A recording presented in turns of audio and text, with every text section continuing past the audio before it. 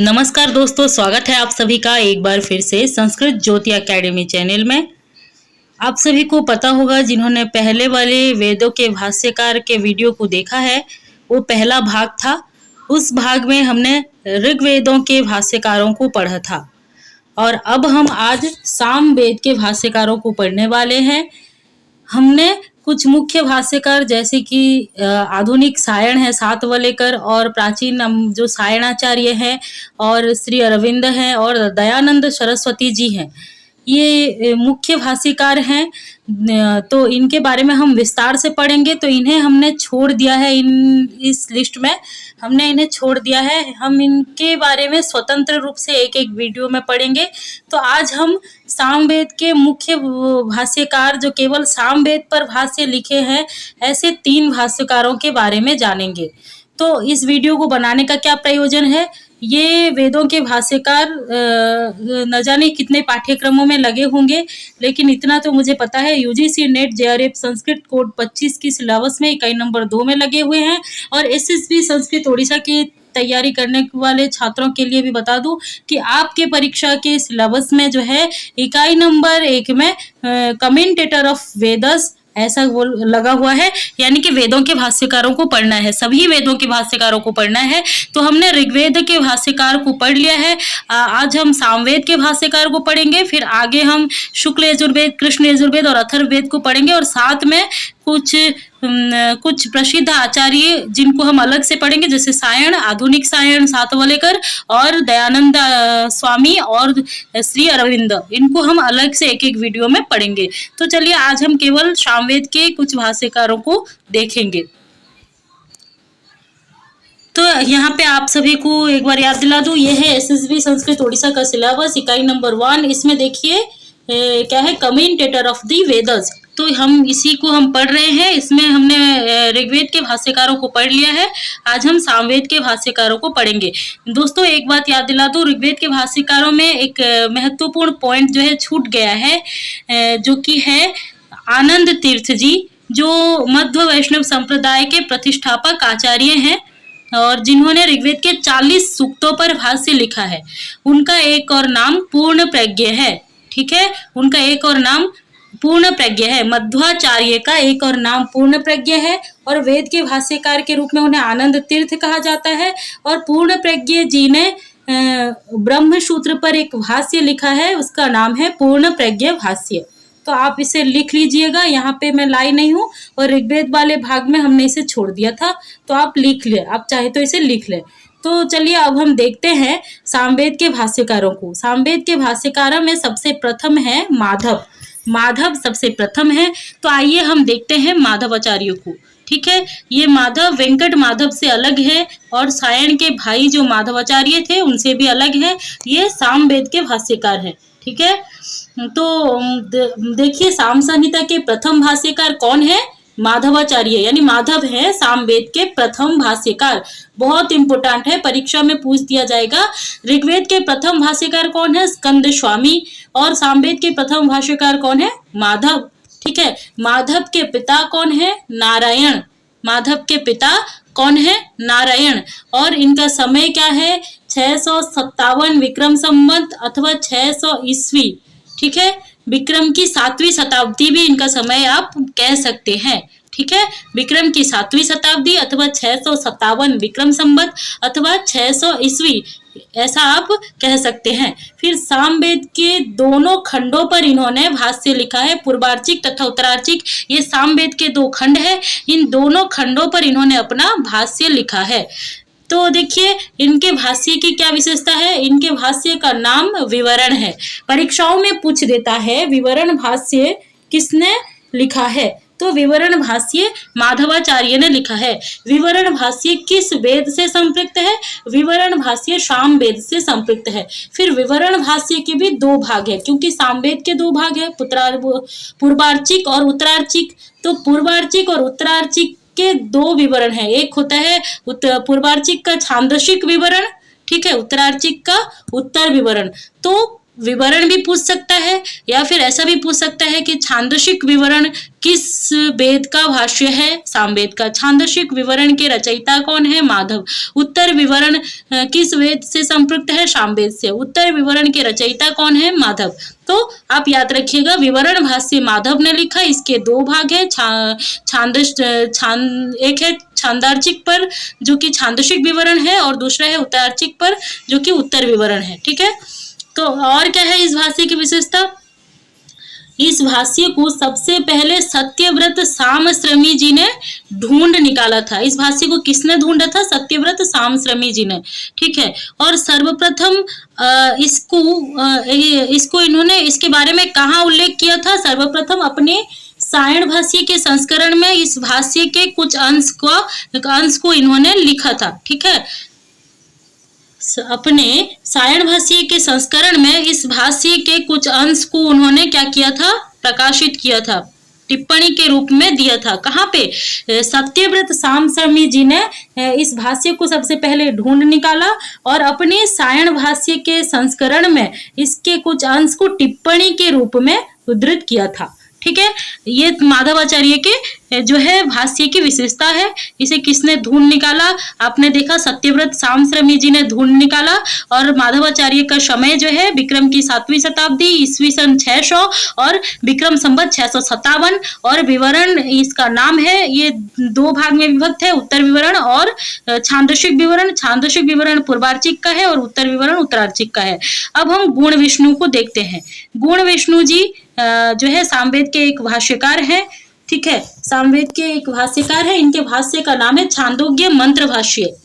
परीक्षाओं में पूछ देगा छांदोग्य मंत्र भाष्य किस वेद का है? तो सामवेद का है। और छांदोग्य मंत्र भाष्य के प्रणेता कौन है? तो गुण विष्णु है। तो गुण विष्णु के बारे में आइए विस्तार से देखते हैं। इनका स्थान, ये मिथिला अथवा बंगाल के निवासी थे। ठीक है, बंगाल के किसी भाग में ये रहने वाले थे। मिथिला में अथवा बंगाल के किसी भाग में गुण विष्णु रहने वाले थे। और इन जो है इनके भाष्य की क्या विशेषता है? इनका भाष्य कुछ ऐसा है कि मिथिला तथा बंगाल में खूब प्रचलित है। ठीक है, परीक्षाओं में पूछ देगा कि गुण विष्णु का जो छांदोग्य मंत्र भाष्य है ये भारत के किस भाग में ज्यादा प्रचलित है?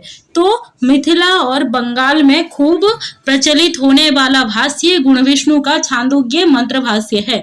और इन्होंने किस प्रकार से भाष्य लिखा है? इन्होंने नित्य तथा नैमित्तिक विधियों के उपयोगी साम मंत्रों पर भाष्य लिखा है। इन्होंने साम मंत्र पर भाष्य लिखा है। किन साम मंत्रों पर? जो नित्य नैमित्तिक विधियों के लिए उपयोगी हैं, ऐसे साम मंत्रों पर इन्होंने अपना भाष्य लिखा है। और इसके द्वारा कौन उपकृत होते हैं? बंगाल और मिथिला के जो सामवेदी ब्राह्मण हैं वो विशेष रूप से उपकृत होते हैं, यानी कि वो अपने नित्य नैमित्तिक विधियों के लिए इसका विशेष रूप से उपयोग करते हैं। तो ये था गुण विष्णु के बारे में कुछ जानकारी। अब आगे देखिए गुण विष्णु के बारे में और क्या जानकारी है। छांदोग्य मंत्र भाष्य का एक सुंदर संस्करण कलकत्ता की संस्कृत परिषद ने प्रकाशित किया है। छांदोग्य मंत्र भाष्य का संस्करण किस जगह से प्रकाशित है? कलकत्ता की संस्कृत परिषद के द्वारा प्रकाशित है। और ये छांदोग्य मंत्र भाष्य सामवेद के किस शाखा पर है? कौथुम शाखा पर। छांदोग्य मंत्र भाष्य सामवेद के कौथुम शाखा पर है, ऐसा उल्लेख है। ऐसा कहीं कहा गया है, हला युद्धेन ये काण्वे कौथुमी गुण विष्णुना, यानी काण्व संहिता जो है किसका? शुक्ल यजुर्वेद का। तो शुक्ल यजुर्वेद के काण्व संहिता पर हलायुध ने भाष्य लिखा और कौथुम जो है सामवेद का एक शाखा है और कौथुम संहिता पर गुण विष्णु ने अपना भाष्य प्रणयन किया। यहीं से पता चलता है कि जो छांदोग्य मंत्र भाष्य जो गुण विष्णु का जो भाष्य है ये कौथुम शाखा पर लिखा गया है। परीक्षाओं में पूछ देगा कौथुम शाखा पर लिखा गया सामवेद का जो भाष्य कौन सा है? तो आपको याद रखना होगा गुण विष्णु का छांदोग्य मंत्र भाष्य। ठीक है, और सायण तथा हलायुध ने अपने भाष्य में इस ग्रंथ का उपयोग किया है। गुण विष्णु के परवर्ती हुए हैं सायणाचार्य और हलायुध। ये दोनों ने गुण विष्णु के भाष्य का अनुकरण करते हुए इस भाष्य के उपयोग से अपना भाष्य बनाया है। ठीक है, गुण विष्णु बंगाल के राजा वलवाल सेन अथवा उनके पुत्र लक्ष्मण सेन के राज्यकाल में विद्यमान थे। ठीक है, बंगाल के राजा वलवाल सेन अथवा उनके पुत्र हुए लक्ष्मण सेन। लक्ष्मण सेन के ही राज्यकाल में जो गीत गोविंद का जयदेव आदि हुए, तो वही उसी समय में, उसी कालखंड में गुण विष्णु भी थे, ऐसा कहा जाता है। तो इस आधार पर लक्ष्मण सेन का जो शासन का समय था वो लगभग 12वीं शताब्दी था। तो इसीलिए इस आधार पर उनका समय 12वीं शताब्दी का अंत अथवा 13वीं सदी का आरंभ माना जा सकता है। तो गुण विष्णु किस कालखंड में थे? 12वीं शताब्दी का अंत अथवा 13वीं सदी का प्रारंभ। इनकी कुछ अन्य कृतियां हैं, जैसे मंत्र ब्राह्मण भाष्य और पारस्कर गृहसूत्र भाष्य। मंत्र ब्राह्मण भाष्य किसने लिखा? गुण विष्णु ने। पारस्कर गृहसूत्र पर भाष्य किसने लिखा? गुण विष्णु ने। ठीक है, अब देखते हैं भरत स्वामी, ये तीसरे व्याख्याकार हैं सामवेद के। ठीक है, भरत स्वामी के विषय में प्रामाणिक पद्य प्राप्त होते हैं जो उन्हीं के ग्रंथ में प्राप्त है, यानी कि उनके भाष्य से ही प्राप्त होते हैं। भरत स्वामी का भाष्य अभी प्रकाशित नहीं हुआ है, लेकिन उनके भाष्य के जो कुछ अंश भी मिले हैं, उसमें जो ग्रंथ के प्रारंभ में, ठीक है, उन्होंने अपने बारे में परिचय देते हुए कुछ पद्य लिखा है। तो ये वो पद्य हैं। क्या लिखा है इन्होंने? इत्थम श्री भरत स्वामी काश्यपो यज्ञदासुत नारायणार्य तनयो व्याख्यात सामनो ऋचो अखिला। ठीक है, ऐसा लिखा है। फिर भरत स्वामी ने ग्रंथ के आरंभ में अपना परिचय कुछ इस प्रकार दिया है। नत्वा नारायणं तातं तत्प्रसादादपाप्तधी, नत्वा नारायणं तातं तत्प्रसादादपाप्तधी, साम्ना श्री भरत स्वामी काश्यपो व्याकरोदृचम्। होसलाधीश्वरे पृथिवीं रामनाथे प्रशासति, व्याख्याकृतेयं क्षिमेण श्रीरंगे वशता मया। तो ये जो दो पद्य हैं, ये जो कुछ पद्य, 2-3 पद्य हैं, जो 2-3 श्लोक हैं, इनसे विस्तार से प्रामाणिक परिचय हमें भरत स्वामी के बारे में मिलता है। इन्हीं परिचय को हम आगे समझते हैं। देखिए यहाँ पे जो है भरत स्वामी का परिचय है। ये इनका भाष्य संपूर्ण सामवेद पर था, संपूर्ण साम संहिता पर इन्होंने भाष्य लिखा था, जो वर्तमान अप्रकाशित है। संपूर्ण साम संहिता पर इन्होंने भाष्य लिखा था। कैसे पता चला? उन्होंने लिखा है सामनो ऋचु अखिल, यानी कि सामवेद के अखिल ऋचाओं पर उन्होंने भाष्य लिखा है। समस्त सामवेद का उन्होंने व्याख्या किया है। ठीक है, तो सामवेद के समस्त ऋचाओं पर इन्होंने व्याख्या लिखी है। तो संपूर्ण सामवेद पर इन्होंने भाष्य लिखा था, जो वर्तमान अप्रकाशित है।